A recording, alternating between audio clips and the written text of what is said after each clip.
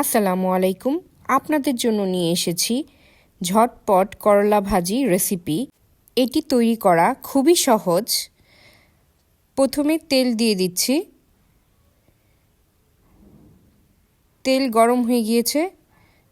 এখন পেঁয়াজ কুচি অ্যাড করে দিচ্ছি, রসুন কুচিও অ্যাড করে দিচ্ছি। এখন ভালো করে নেড়ে নিচ্ছি। আলু কুচি অ্যাড করে দিচ্ছি। ভালো করে ভেজে নিতে হবে। স্বাদ মতো লবণ অ্যাড করে দিচ্ছি। হলুদের গুঁড়ো 1 টিস্পুন অ্যাড করে দিচ্ছি। এখন ভালো করে মিক্সড করে নিচ্ছি। এখন করলা অ্যাড করে দিচ্ছি।